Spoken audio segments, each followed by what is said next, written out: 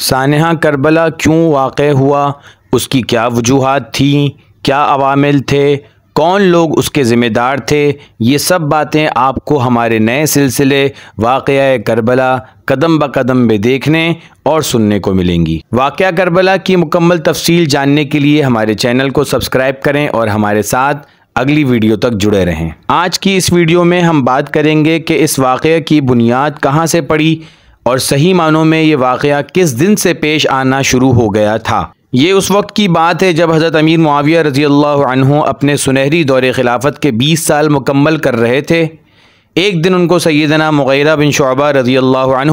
جو کہ بہت ذی فہم، ذی شعور، سیاست والے اور سمجھدار صحابی سمجھے جاتے تھے، انہوں نے ان سے عرض کیا کہ آپ اپنے بعد کسی کو ولی عہد مقرر کر دیں اور عام مسلمانوں سے ولی عہد کی بیعت لے لیں،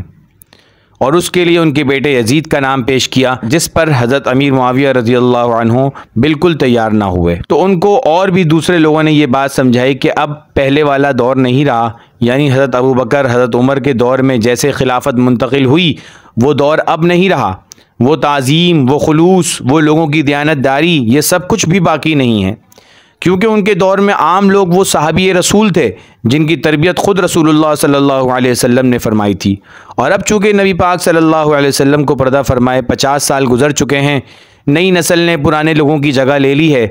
ان کے اندر وہ صفات باقی نہیں ہیں، اس لیے نظام حکومت کو صحیح طور پر چلانے کے لیے کسی مستحکم نظام اور مستحکم طاقت کی ضرورت ہے، جو کہ مستحکم خاندان کے ذریعے ہی حاصل ہو سکتی ہے،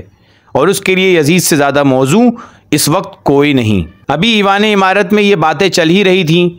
کہ عراق اور شام، کوفہ اور بصرہ سے خبریں آنی شروع ہو گئیں کہ بہت سے لوگ یزید کی ولی عہد کی خلافت پر بیعت کر چکے ہیں اور پورا عراق اور شام یزید کے ساتھ ہے۔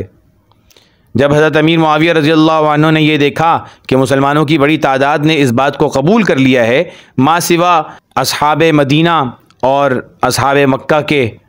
اور چند کبار صحابہ کرام رضی اللہ عنہم کے جو مدینہ میں رہائش پذیر تھے، تو انہوں نے فیصلہ کیا کہ جا کر ان صحابہ کرام رضی اللہ عنہم سے بات کریں گے۔ چنانچہ انہوں نے مدینہ کا رخ سفر کیا۔ وہاں سب سے پہلے حضرت عائشہ رضی اللہ عنہا سے نصیحت حاصل کی کہ جو صحابہ کرام یزید کی خلافت پر راضی نہ ہوں ان سے کسی قسم کی سختی اور جبر نہ کریں، جس پر انہوں نے شکایت بھی کی کہ کیا میں ان کا خلیفہ نہیں ہوں، کیا میری بات ماننا ان کے لیے ضروری نہیں؟ حضرت عائشہ رضی اللہ عنہا نے فرمایا بے شک ہے،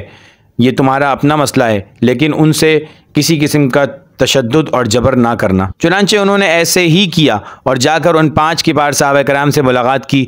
جن میں حضرت عبد الرحمن بن ابو بکر، حضرت عبداللہ بن عمر، حضرت عبداللہ بن عباس، حضرت عبداللہ بن زبیر اور حضرت حسین رضی اللہ عنہم شامل تھے، مگر ان میں سے کوئی بھی یزید کے ہاتھ پر بیعت کرنے کے لیے تیار نہ ہوئے، اور یہ حسب نصیحت حضرت عائشہ رضی اللہ عنہا ان سے زبردستی کیے بغیر واپس آ گئے۔ اس واقعے کے کچھ دن بعد بقضاء الہی حضرت امیر معاویہ رضی اللہ عنہ انتقال فرما گئے۔ یزید نے خلافت کا دعویٰ کر دیا، عام مسلمانوں نے اس کے ہاتھ پر بیعت کر لی۔ ان 5 صحابہ کرام جو یزید کے ہاتھ پر بیعت ہونے کے مخالف تھے، ایک صحابی حضرت عبد الرحمن بن ابو بکر انتقال فرما چکے تھے، باقی 4 صحابہ کرام میں 2 صحابی حضرت عبداللہ بن عباس اور حضرت عبداللہ بن عمر رضی اللہ عنہما نے مسلمانوں کا شیرازہ نہ بکھرے، اس وجہ سے یزید کے ہاتھ پر بیعت کر لی۔ باقی عبداللہ بن جابر رضی اللہ عنہما اور حضرت حسین بن علی رضی اللہ عنہما نے بیعت سے انکار کر دیا۔ اس دوران یزید نے مدینہ کے والی ولید بن عتبہ کو خط لکھا کہ ان حضرات سے بیعت لو،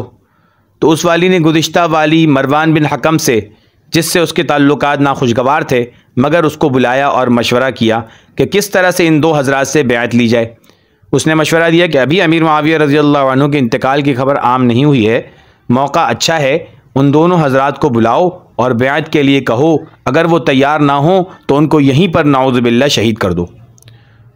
ولید کو یہ بات سمجھ آئی اور اس نے حضرت حسین رضی اللہ عنہ اور حضرت عبداللہ بن جابر رضی اللہ عنہ کو بلانے کے لیے قاصد روانہ کیا۔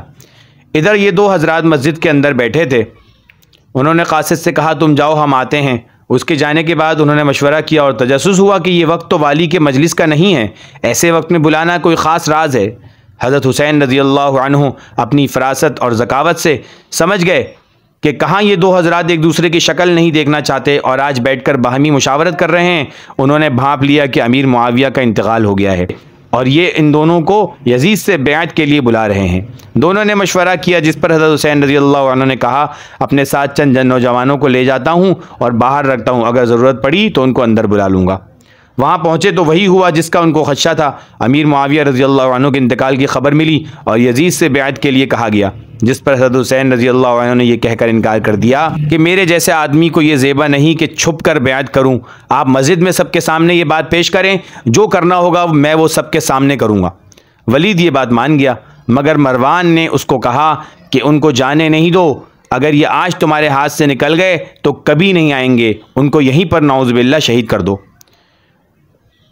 اس کے بعد کیا ہوا وہ جاننے کے لیے ہماری اگلی ویڈیو کا انتظار کریں اور ہمارے ساتھ جڑے رہیں۔